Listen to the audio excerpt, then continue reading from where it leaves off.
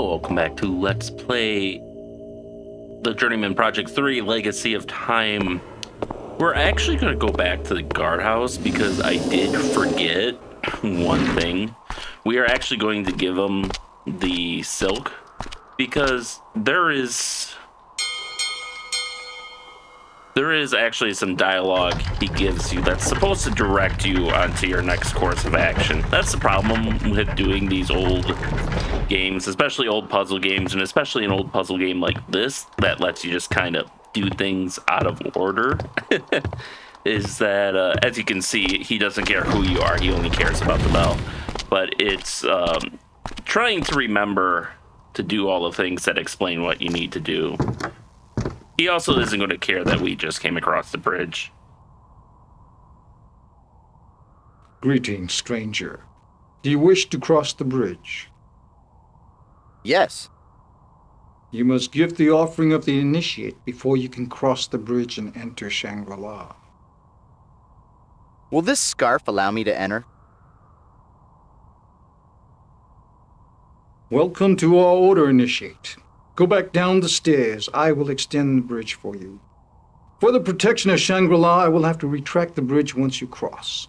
If you wish to travel over the bridge again, just ring the bell on the other side. Once you reach the monastery, seek Lama Dostin for instruction immediately. Is that a llama with 2 L's?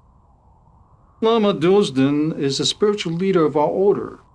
He is a teacher of Buddha's ways and the wisest man I know. Where can I find the llama?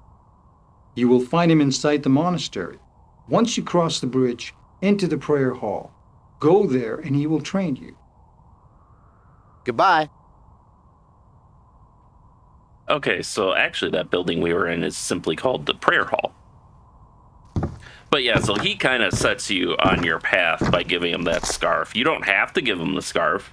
I could have just gone in there and talked to the llama. Because the game lets you kind of skip around like that. But yeah, I just wanted to capture that so people who haven't played this game for like 15 years straight know why I'm doing the things I'm doing. And we get this nice cinematic walk through the bridge.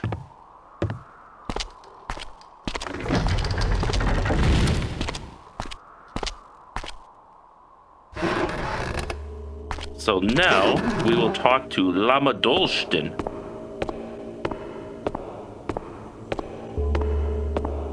Although, well, we'll get to this guy in a little bit.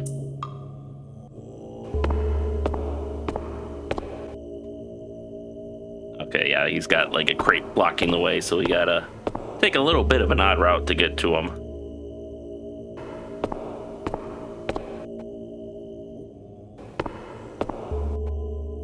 Whee! A new initiate. Welcome to Shangri-La. I am Lama Dalsdin Gyopa. I will be your teacher as you begin your path to Buddha. We lead simple lives dedicated to alleviating the suffering of the unenlightened. We constantly meditate to improve ourselves so that we may one day find nirvana. It is a hard existence, but a good one. You undoubtedly have questions. Who are the unenlightened? Those that are still trapped on the wheel of life. Those that die and do not reach nirvana are sent to one of the realms of the wheel to be reborn. The notion of reincarnation dominates the Buddhist religion. The image of the wheel of life is a symbolic one, going with the idea that life is a cyclical, circular process, constantly turning and returning. What is the wheel of life? When a person dies, karma forces the spirit to enter one of the 6 unenlightened realms. If the person led a life of vice, then he or she will go to a realm that embodies that vice. If the spirit does not achieve nirvana, then it is fated to wander, to be reborn again into another of the 6 realms. The wheel always turns. Only by learning the virtues that deliver us from the different realms can one escape and reach nirvana. What is nirvana? Excellent question. Nirvana is a state of mind, a location, a being. It is reached when one has achieved the intellectual perfection of the Buddha. It takes enormous focus, but the reward is eternal peace. We strive every day for nirvana. Goodbye. Now, initiate, explore the monastery and pay respects to the shrines to begin your new trek for inner peace. Hello again, initiate. How may I help you? Goodbye. Walk with peace, initiate. I just wanted to see if he would trigger for that. I think there's a different guys we have to trigger, or we have to use to trigger his next bit of dialogue. This zone's kind of unique in that each zone kind of has a main character, so to speak. Like the captain in Atlantis lets you get access to a lot of dialogue and move a lot of the quest forward. The Hacheo in El-Dorado lets you access a lot of the dialogue and move things forward. But here there's actually kind of two main characters. There's the Pilgrim, and then there's Genghis Khan, who we saw briefly in the last episode. The Lama told you to pay respects to the shrines. I assume the colored statues around the monastery are the shrines he was speaking of. The inscriptions on the statues said that they were shrines of certain realms. From what the Lama told us about the Wheel of Life, it sounds like these statues each represent one of the 6 realms of unenlightenment. The gardener said that he gives offerings to the shrine to alleviate the suffering of those trapped in the Praetus realm. We know that there is a colored shrine for each of the 6 realms. I have a feeling that the yellow Buddha is not the only statue that takes offerings. The shrine of the human realm, to humbly contain our pride.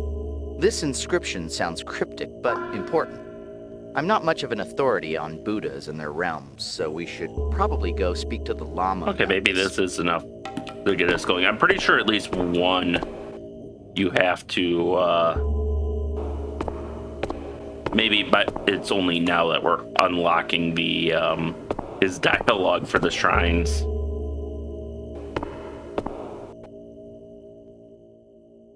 Hello again, initiate. How may I help you? Oh, we don't get a chance to ask. Okay. Goodbye. Walk with peace, initiate. Well, we'll, okay, so it is just like I thought. So that's as much dialogue. Actually, before we leave here, we can do one more thing. We can do a couple more things, actually.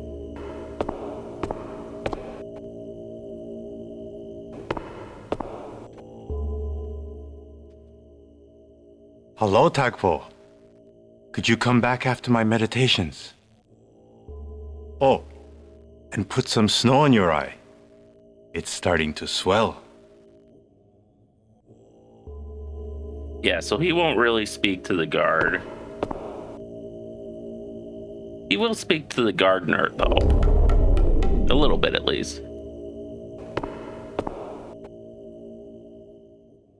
Ah, Himul, good. I wanted to speak to you about the garden. Himul, you don't look well. You have worked yourself too hard. Perhaps you should try more meditation to relieve your tension. What about the garden? I passed by the garden yesterday and noticed that the crops in the tree were doing poorly. How is the garden today? Well, we have it right and fixed up. I'm working on it right now. Excellent. I'm sure you will get to the root of the problem. And yes, he uses a pun to give you a hint. What sort of meditation? I would recommend that you vigorously increase your tantric meditations. It always seems to soothe me. Goodbye. Walk with peace, brother. Now, he will talk a bunch to Genghis Khan, but I'm going to try to follow the order of the game a little bit here. And because if you were following instructions, you would have come here first and you wouldn't have the Khan's guys. So now we're going to go and get the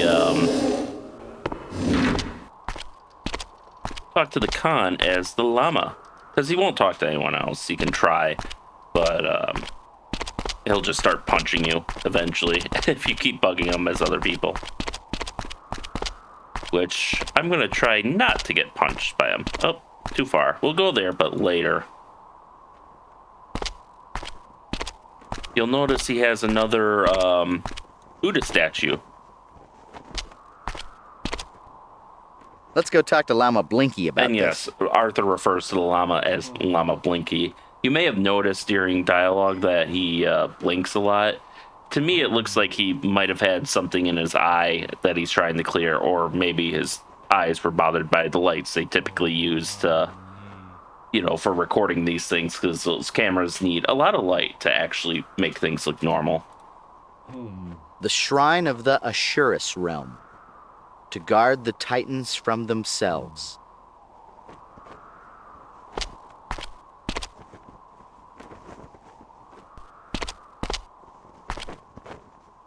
Also, notice he has a nice sword there. I always figured Khan to be taller, thicker, more barbaric. But this man seems to possess a dangerous animal cunning. The kind of cleverness to rip off your arms, to crush you at chess. Yeah, he's definitely more of a Star Trek Khan than than what you would imagine Genghis Khan. Hi, you must be Genghis Khan. I'm a big fan. I've got all your parchments. You're so much more merciful in real life. Lama Dulsden, I wanted to tell you that I hit one of your monks earlier. The young one at the bridge with the long staff and the mute tongue. He would answer none of my questions. Learned Khan, you need to control your rage. You are right. I have been having trouble remembering your teachings, Lama. The words just don't seem to stay in my head. My search for the Siddha secrets goes poorly. I will waste no more time here answering riddles. And who is this Siddha? Still testing me, huh? Well, I remember the tale. Biwa'a was a young monk who studied here over a century ago. Somehow he abused his powers of faith. He died soon after, and was denied nirvana because of his corruption, forcing him onto the wheel of life. You and the other monks seem to think that he will return one day. What do you recall of the Wheel of Life? Wheel of Life? Bah! I never did believe in reincarnation. But somehow I know the secret of transmutation is involved with the wheel and the 6 realms of unenlightenment. I thought the 6 shrines around the monastery were connected with the Siddha secret, but I couldn't find it. And here, the Khan is giving us more clues. Tell me about transmutation. It's the power to turn one element into another, lead into gold. I needed to arm my horde. Rebellions in the east are draining my resources, and my campaign is becoming desperate. And now, my search here has failed. Tell me what you know of the Siddha's secret. Always questioning what I have learned. You are stubborn. The Siddha was supposed to have discovered transmutation. If anything in this monastery sounds like a long-lost alien technology, it would be transmutation. I don't think the Sosikwi who created the legacy came to Shangri-La to teach the monks a more profound way of milking yaks. And you can see here, it's already highlighted that we've gone through it because it's just the same responses there. Where are you going? My troops await my presence before we ride against the Muslims in Khwarizm. I must return to the Horde bearing the burden of my first failure.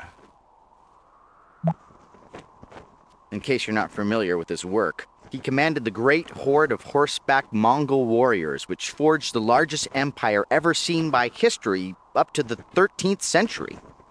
Not only did he control most of Asia, but he was also known for his hilarious beheaded Shah impressions. Khan's legacy would live on through his sons, who inherited a vast empire that sprawled across most of Asia and even extended into Europe. Kublai Khan, the last and arguably the greatest of Khans, founded the Yuan dynasty and ruled the world empire from China until 1294. Goodbye. Goodbye, Lama. So we don't get a ton of information, but it becomes very clear that the Lama has been tutoring the Khan personally, although the Khan came here for not out of any interest in the religion. He only wanted the Seed of Secret, the power of transmutation, to feed his armies with new material, to feed his wars of conquest, which makes me wonder why the Lama was tutoring him. Perhaps he thought he could turn the Khan onto a more peaceful path, but Genghis Khan is not a man I would want to have the power of transmutation. But now that we've seen they've been kind of working together, and we get that the Lama is always testing the Khan, but giving him little crumbs of knowledge as a reward. So now we can come back here and get the same treatment.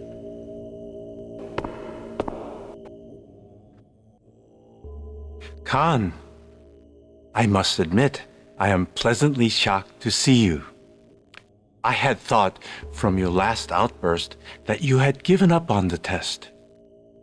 Thank you for proving me wrong. Tell me more about this test. You seek the Siddha's secret.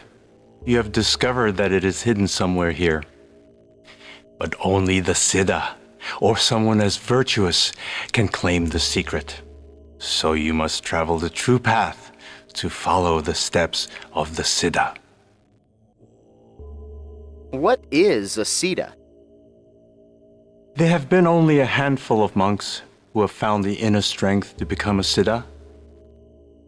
The last Siddha to grace this monastery lived here 100 years ago.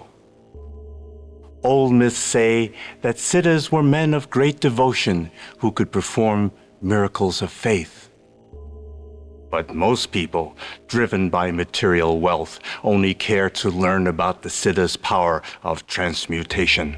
Yeah, he obviously is kind of knocking on the Khan there. What is transmutation? You would know it as the power of the Philosopher's Stone, the ability to turn lead into gold, or one element into another. Where's the secret hidden? Myths of the last Siddha say that his powers of faith twisted his humility. His pride prevented him from reaching nirvana upon his death, sending him back on the wheel of life. My master once told me that the Siddha hid a secret somewhere on the grounds of this monastery, so he could retrieve it when he returned. No one knows where. How will the Siddha return? If he died before escaping the wheel of life, then he is still being reincarnated into the realms of unenlightenment. One day, he may be reborn to the human realm and return here. What is the true path? Ah, that is not an easy question, Khan. The world you know as reality is clouded by illusion, shrouded in deception and vice. Only by walking the true path can one pierce falsehood and achieve the peace needed to escape the realms of the Wheel of Life. The first step on the path should be to meditate at the 6 shrines and find their purpose. As Buddhists, we need to alleviate the suffering of all, especially those in the unenlightened realms. Tell me about the realms. Which realm do you wish to know All right, about? and this is where we can ask him about realms we have discovered, of which we have currently discovered 4. And in asking him, he will tell you more about the realm, as well as give you a hint on what is needed to appease them. Tell me about the Praetus realm. Praetus, the hungry ghosts. They are insubstantial, constantly tantalized by things they cannot touch, taste, or consume. It is a torment for a former life of gluttony. The object of salvation is pure sacred fruit, food that will finally quench their ravenous desires. Tell me about the realms. Which realm do you wish to know about? Tell me about the Asurus realm. The mighty titans brood in the Asurus realm. They care only for war. The Asurus constantly battle an eternal losing war against the gods to win their glittering realm. The only salvation the Asurus understand is a large red sword that burns with truth. Tell me about the realms. Which realm do you wish to know about? Tell me about the animal realm. You wish to learn of the animal realm. First, you must answer this. What is the source of all misery? The answer is ignorance. Congratulations! You are closer to completing the path. The animal realm is a kingdom of ignorance. Although swift and savage, the animals lack intellect to uplift themselves, the ability to learn. Here is the salvation symbol for this realm. The Book of Knowledge. So this is actually, I believe, the only realm that is locked behind dialogue. All the others, you can come here, you can just skip the llama, and you can, if you know what you're doing, you can solve them right away. But the animal realm is locked behind this dialogue, so behind finding the Khan and talking to the llama as the Khan, as well as actually reading the realm. If we had found the animal realm, but had not read any of the descriptions around it, then we would not have the ignorance answer. We would only have the wine, the women, and whatever the other thing was, which gives you some amusing dialogue from Arthur. But the llama simply says, nope, try again. Tell me about the realms. Which realm do you wish to know about? Tell me about the human realm. Yes, our world. It is a realm of illusion, where most do not even realize that their existence is undesirable. But the human realm holds the most potential to reach nirvana. To do so, one must achieve humility. The symbol for salvation is the alms bowl of the pauper, the humblest of objects to control pride. Goodbye. Walk with peace, brother. Now, you can't actually show him any of this stuff. Like, if we take the Yellowstone, he doesn't care. Or the game just doesn't let you give it to him. But now we can listen to Arthur. Neat. The book gives the ignorant animals intelligence. But don't you think the animals should ease into literacy? Maybe we could ask the llama for a pop-up book of knowledge. Don't mind me. Let's go offer this book to the green statue. So yes, we now can offer things to 2 more statues. which we can do those real quick. Well, I'll do one real quick. The other one will probably wait until later, but... The blue Buddha must represent the shrine to the human realm of the Wheel of Life. Lama Dulsden said that the symbol of salvation is the alms bowl of the pauper, a beggar. This blue Buddha is just begging for the right bowl. Can never find a transient when you need one. That's rude, Arthur. If you don't already have the bowl, he will give you another hint, I believe, to go and check out Atlantis to see if the beggar there left anything behind. But we can give him this bowl.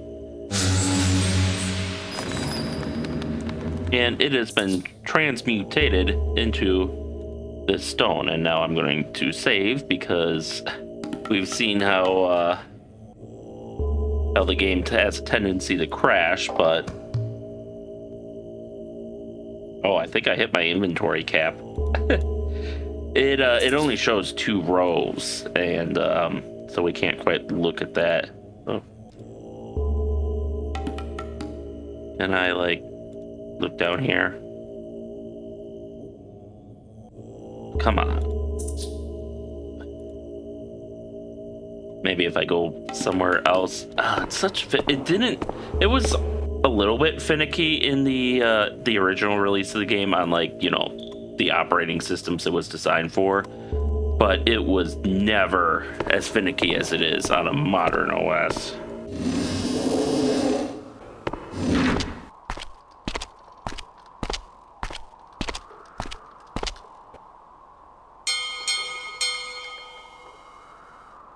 We'll actually throw on caps lock for this just because it is a bit of a ways to go. There we go. Object analysis, item, book of knowledge, date found 14th of April, 1219 AD, location Himalaya Mountains. An ancient Tibetan tome bounded by heavy wooden blocks whose pages are made from Indian palm leaves.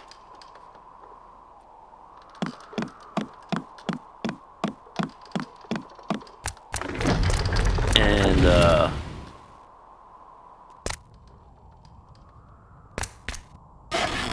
so you get this super speed. I probably mentioned it already, but if you turn on caps locks, that's how you get your super speed, which is nice when you have to go from one end of the map to the other. Hello again, friend.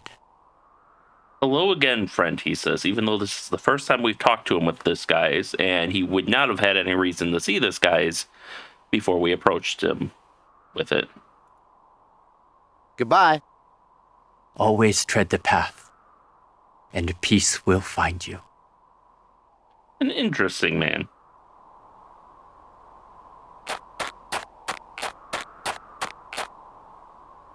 All right. Let's go across, and you may recall there was a little slot in the animal realm here. The Shrine of the Animal Realm. To enlighten the savage.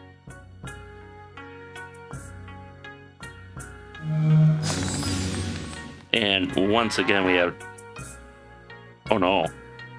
My bluestone is actually gone. That is not good. Nope, there it is. Okay, it's just being really buggy. We can... Okay, yeah, so it's basically... Sorry for the epilepsy if you saw it there. It's basically the same description as before. And actually, we may as well stay down here because the next part of our quest will require us to go into, well, no. Actually, let's go, next time I think we'll explore the temple above. But, let's see. No. It'll be the gardener. We'll explore the temple above, but then after that, we will have to go into the tunnels beneath the city. Hello, Himol. Did you come to cross the bridge or to talk? Could you extend the bridge? Very well. Just walk down to the edge of the gatehouse, and I will extend the bridge for you. All right, so we got what we need from him. You do have to talk to him every time, unfortunately. I wish there was just a bell. You could just ring a bell on this side after the first time, but we'll have some more conversations with him later, because he does have some unique dialogue with Khan, since we found out the Khan gave him his black eye. But, that'll be later. But for now, we're just going to position ourselves by the temple, and that's where we'll pick up from next time. So until then, thank you all for watching, and stay tuned for next time. And stay safe out there, and we'll see you then.